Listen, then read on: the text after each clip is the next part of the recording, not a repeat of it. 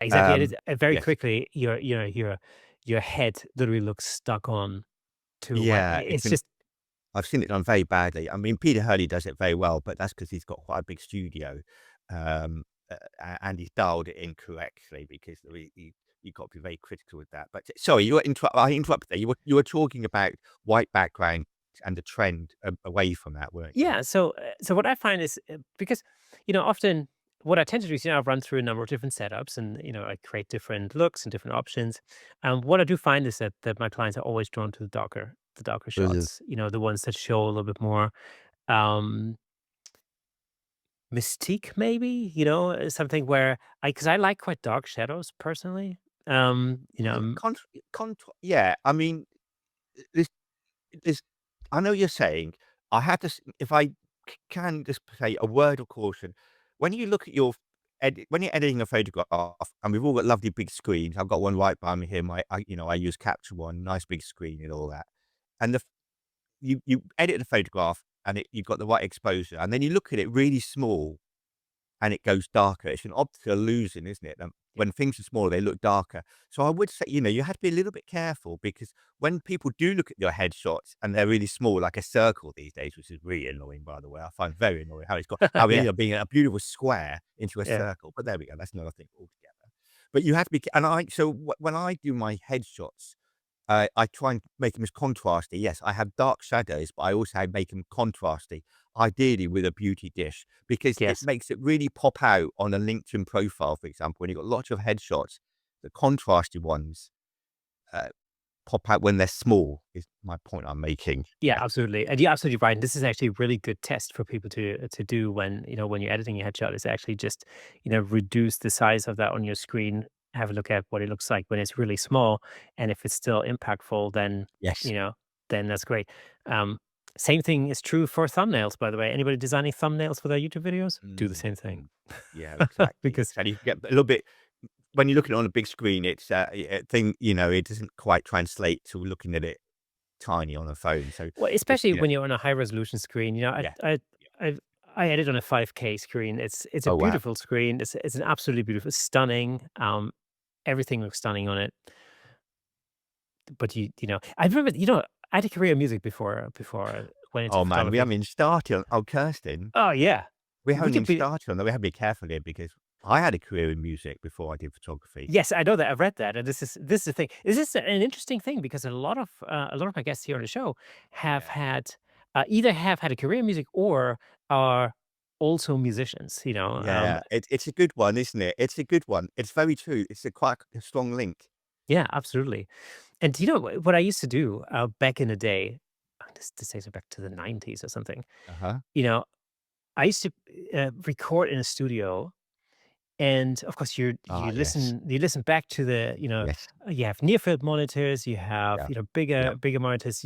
Everything sounds great in the studio. We, Amazing. On a big old 15-inch monitor. Yeah. It's like, oh yeah, wow, exactly. turn it up. And so what I used to do is I used to run a copy on a tape back in the days, a cassette Is it? tape, and I would take it to the car. And then I would Right. play it in the car stereo, and if it still sounded balanced, and if it still sounded good in there, then I knew it was the mix was good. But more often than not, you would very quickly realize that something would stick out, whether it was the vocals or whether it was whatever, the snare or but the hi-hat very often, peaks That's out right. like, and Yeah. then you obviously you Or go you've back to lost the bass. The worst thing yes. possible, you've lost the bass. Yes. Exactly, yeah. But that was So the idea. You had the NS10s then, didn't you? The near field monitors, so yeah, you correct, can yeah. do that in the studio, which were like really cheap monitors, but it gave you an Yeah. idea. And the The Auratone, some of the Auratone ones as well, the little ones, they were quite cute little monitors. See, I always like the NS10s. This is NS10, like yeah. we're going off into like I knew a we'd music do this. tangents, Gotta be careful. but that's okay. So the Yamaha NS10s, I used to love them. And I used to love them Mm. for two reasons. First of all, they actually sounded pretty trashy, That's the which whole point. was the point, yeah. And so it sounded much more like they would sound in my car, and I had a really crappy car at the time with a terrible stereo, which was from a comparison point of view, it actually made a lot of sense. Yeah. But what I did like was and this is a trick I learned from a German engineer I used to work with a lot. When you've spent hours mixing, and your ears really get tired, and you get that Mm, like that ear hearing fatigue, and all of a sudden you can't, you've got a real problem hearing the higher frequencies properly yeah. and stuff like that. Yeah. Um, I used to stick a piece of paper, like sellotape a piece of paper in front of the monitors, and it would balance out what you would hear, and all of a sudden you'd have like a much more balanced spectrum. Oh, Yeah, it really worked. I used to that do is that. a good idea. That is a good idea. Although, of course, in retrospect, when your ears get tired, it's probably a sign that you should give it a rest. I mean, Yeah, my ears are shot now, especially because being a bass player, my right ear, which because I stand by the hi-hat, the drummer's yeah, hi-hat, as 'cause that's where the time is for the as yeah, a bass player, you wanna hook in with the drummer, that's where the time is. That is the worst thing possible 'cause it's, like, really, really batters your eardrums, and I'm yeah, completely deaf in one s well, not completely, but yeah, the very deaf. same. I don't even really want to. What made you switch from music to photography then, Kirsten? So photography is basically it's kind of family trait. My dad was a photographer, my grandmother was a Ah, photographer, so it goes back a long oh, time. wow. Okay. Um, but I used to run a music school, Yeah. and back in 2013. Well, actually, so back end of 2012, I decided I had to make some life changing changes. And one of the things I did was I sold my music school, and I went back to Germany and hung out with with my mom, for a little bit, for a few weeks. And as I was contemplating what my next step was going to be, my mom said, I think you should buy yourself a camera. Worked for your dad and it worked for your grandma, and I'm pretty sure it's going to work for you. And I immediately thought, this sounds like a great idea. And plus, again, I say that, I caveat that.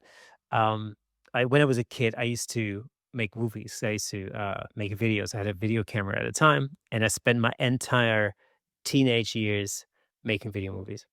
Um, and the reason for that was very simple. I just wanted to rebel against all these stills photographer in my Ah, family, you know. no, I see. And I I see, kind I of thought see. like I want to be the next Steven Spielberg, or the next George Well, he Lucas or something. started off with home movies, didn't he? When he Yeah. was very young, and his home movies were, like, incredible. They were just like Close Encounter. He'd filmed Close Encounters virtually all the best effects when he was a kid. He worked it all out.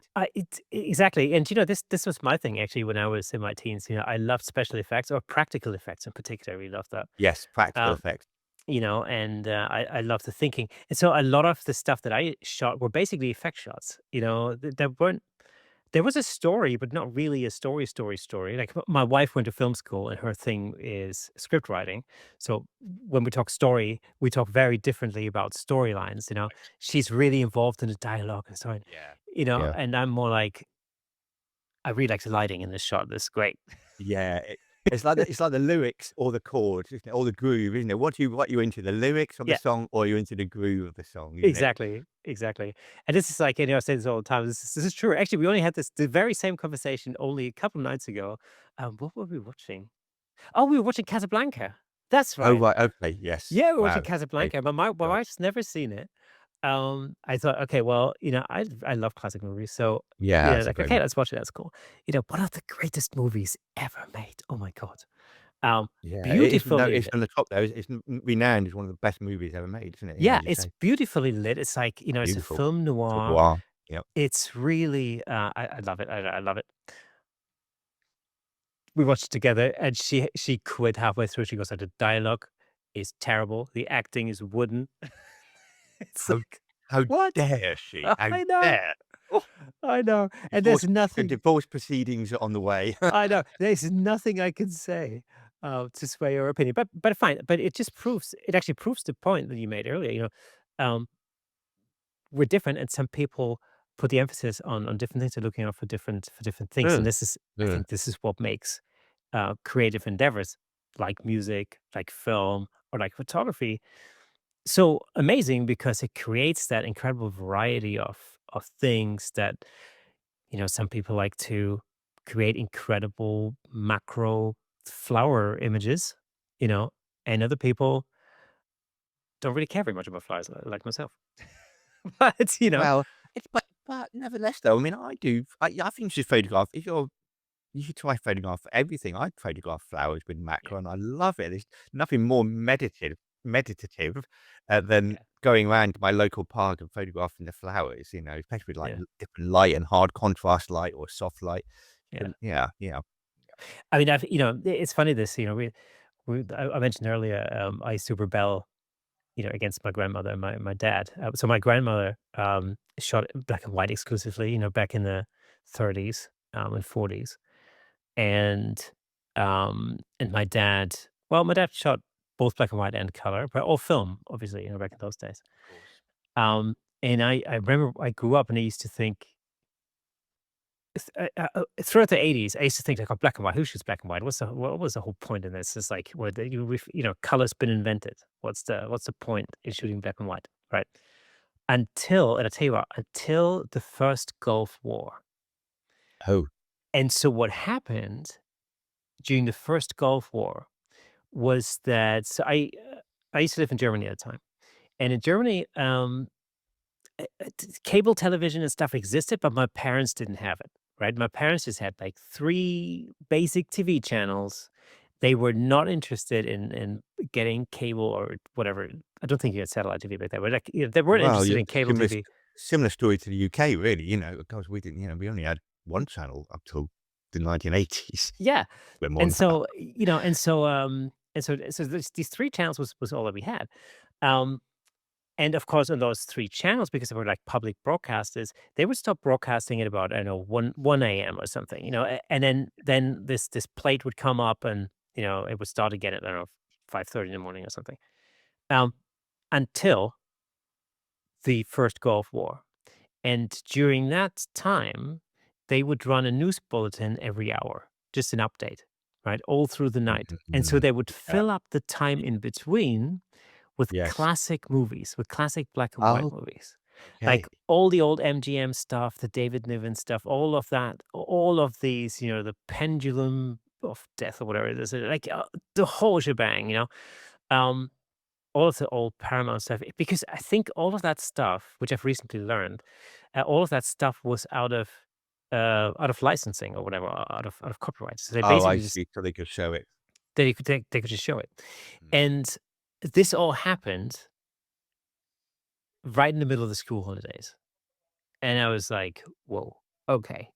I'm, like, totally gonna stay up all night and watch TV," you know? And once I started doing that, I really got into those black and white movies, and I've loved black and white movies ever since, and especially that time period, it just has a special sort of place in my heart. I just love the look of it. I like the really tinny audio. I just love it. It's like there's Oh, something. okay, you should okay, that's quite a fetish you've got there, Oh, Horatio, the absolutely. Yeah, audio. yeah, yeah. Yeah, it's kind of it works, with the whole thing because, often, they weren't like, a lot of the time, they weren't as sharp as we would Mm. expect, especially from the early 30s, like late Of 20s, course. early 30s. Things weren't quite as sharp. Um, the audio was obviously very tinny back then, given how they recorded stuff. The acting was very theater, quite like very like, what's the word? Very boxy and like, Yeah. not like Yes. Yeah, yeah. so this was still the early days of film, basically, in a sense. But I just loved it. I loved the storylines. There wasn't a lot of action. A lot of it was exposition. A lot of it was just dialogue. Because a lot of those movies were shot on sound stages, with sometimes with no on Right. location work or whatever. And so they had to tell a story much like you would do in a theater, on different sets essentially. And I really fell in love with those movies. So yeah. So and now, of course, I love shooting black and white. Thank you so much for tuning in. If you enjoyed that clip, then press here for the full episode in glorious Technicolor. Hey, and don't forget to subscribe.